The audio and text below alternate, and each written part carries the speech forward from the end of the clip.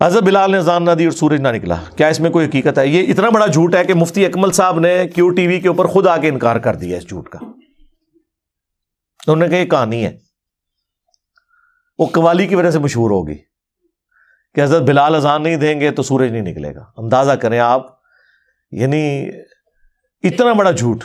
بخاری مسلم میں بالکل الٹ ملتا ہے اس کے۔ بخاری مسلم دونوں میں حدیث ہے، مسلم میں ذرا تفصیل کے ساتھ ہے، بخاری میں اس کا کچھ حصہ ہے۔ مسلم میں یہ ہے کہ نبی علیہ السلام ایک سفر کے دوران صحابہ کرام سے مشورہ کیا تو اکثریت کی رائے یہ تھی کہ رات کو آرام کرتے ہیں، فجر کے وقت نماز کے لیے اٹھ جائیں گے۔ نبی علیہ السلام کی خواہش یہ تھی کہ یہ سفر ہے، ہو سکتا ہے رات کو ہم سوئیں اور آنکھ نہ کھلے۔ اس زمانے میں کوئی الارم یا اس طرح کی چیزیں تو نہیں ہوتی تھی، تو نماز پڑھ کے ہی سوئیں۔ بہرحال حضور نے مشورہ مان لیا اور الٹیمیٹلی حضرت بلال کی ڈیوٹی لگی کہ وہ اپنی سواری پہ، اونٹ پہ بیٹھ کے مشرق کی طرف دیکھیں گے۔ جب پو پھوٹے گی نا طلوع فجر کے لیے، ختم سیری والی پو جو سفیدی ہلکی سی نکلتی ہے، جو فجر کا وقت ختم ہونے کے بعد نکلتی ہے وہ زردی ہوتی ہے جو سورج نکل رہا ہوتا ہے۔ ایک فجر کا وقت داخل ہوتے وقت ہلکی سی سفیدی پھوٹتی ہے مشرق کی طرف، جسے صبح صادق کہتے ہیں، جبکہ وہ بالکل وائٹ اور بلیک ڈورا جو ہے وہ ممتاز ہو جاتا ہے۔ اس سے پہلے جو ہلکی سفیدی ہے اسے صبح کاذب کہتے ہیں، جھوٹی صبح، وہ صبح نہیں ہوتی۔ پھر وہ صبح صادق آتی ہے جسے ہم طلوع فجر کہتے ہیں یا ختم سیری، تو وہ آگاہ کر دیں گے۔ لیکن اللہ کا کرنا کیا ہوا کہ حضرت بلال تھوڑی دیر تو وہ مطلب دیکھتے رہے، پھر انہیں بھی اونگ آنا شروع ہوگی اور وہ بھی سو گئے۔ مسلم شریف کے الفاظ ہیں، سورج اتنا بلند ہوا تو نبی علیہ السلام کی آنکھ کھلی، پھر باقی لوگ کھڑے ہوئے اٹھ کے۔ سب سے پہلے تو حضور نے کہا اس جگہ کو چھوڑو، یعنی ظاہر ہے یہ ایک شیطان کا غلبہ ہوا ہے ادھر کہ سب کی نماز فجر کا وقت گزر گیا۔ پھر حضرت بلال سے پوچھا بھائی تیری ڈیوٹی لگائی تھی؟ ان کا یا رسول اللہ جس طرح آپ کو نیند آ گئی مجھے بھی آ گئی۔ کوئی حضور نے یہ نہیں کہا کہ تو نے یہ گستاخی کیوں کی، میرا نام بیچ میں کیوں لیا ہے، کیونکہ یہ نیچرل چیز تھی۔ بعض حضور نے کہا یہاں سے اپنا سامان اٹھاؤ، پھر کسی اور جگہ پڑاؤ کیا۔ حضرت بلال سے کہا کہ اذان دو۔ ویسے آپ ہوتے تو کہتے بلال تے آج اون تو کچھ عرصہ تو چھٹی کرنا، تو جڑا کام پایا ہے نا سارا دن نماز خراب کیتی ہے۔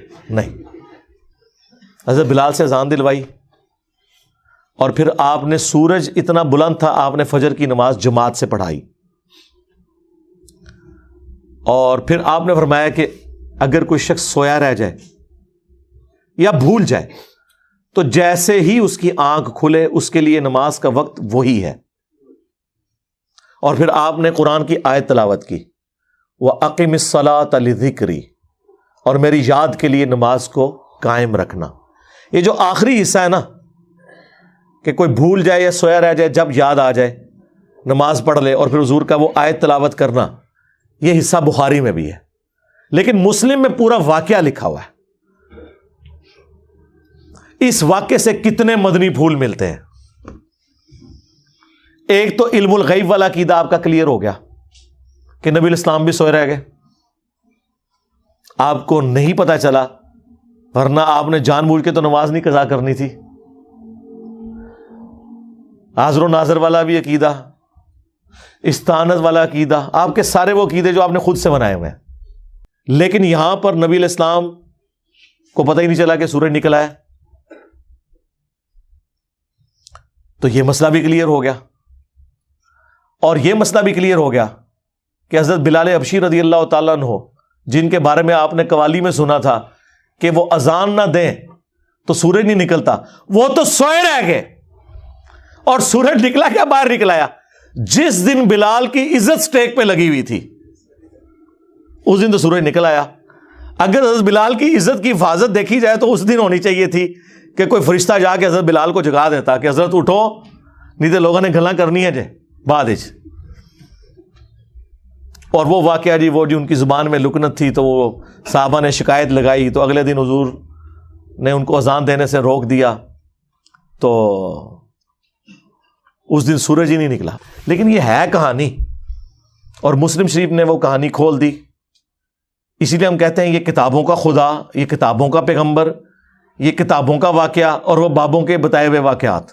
مرنے سے پہلے اے مسلمان کر لے اس پہ غور، کتابوں کا خدا اور ہے، بابوں کا خدا اور، کتابوں کا بلال اور ہے، بابوں کا بلال اور۔